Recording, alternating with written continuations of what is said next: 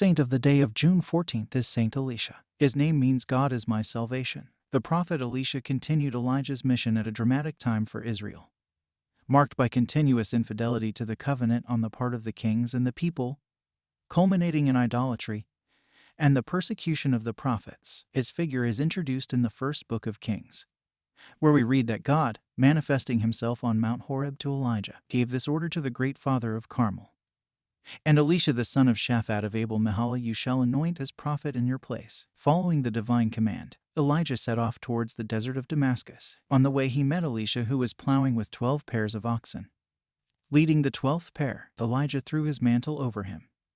At which point Elisha, having understood the meaning of the gesture, said, "Please let me kiss my father and my mother, and then I will follow you." When he had gone away from him, Elisha sacrificed a pair of oxen, cooked their flesh with wood from their yoke, and offered it to the people to eat. Then he followed Elijah, putting himself at his service. Cf. 1 Kings 19. The separation between master and disciple took place sometime later along the Jordan, where Elijah asked Elisha, "Ask what I should do for you before I am taken away from you." With faith, Elisha made his request, "2/3 of your spirit be in me," where 2/3 is the portion of the inheritance that Deuteronomy indicates is due to the firstborn. Elijah agreed to this request on condition that Elisha was able to see him being taken away. And so it was.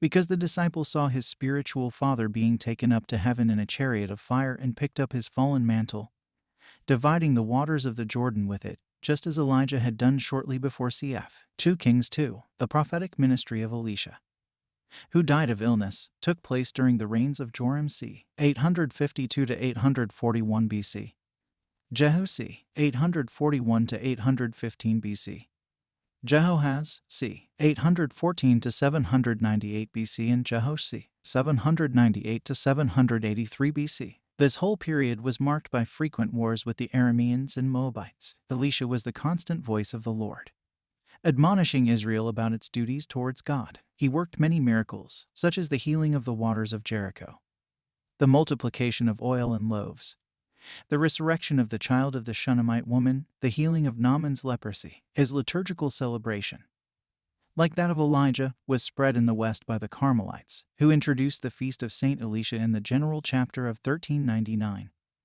recalling his fidelity to the service of God.